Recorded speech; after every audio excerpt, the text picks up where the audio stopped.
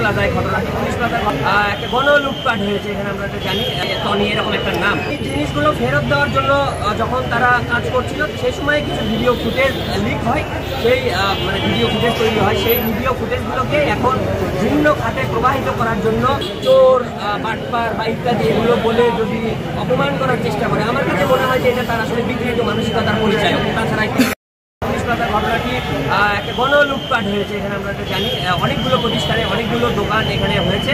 ছাত্রীকে দাবি করছে তাদের জিনিসপত্র লুটপাট করে নিয়ে গেছে।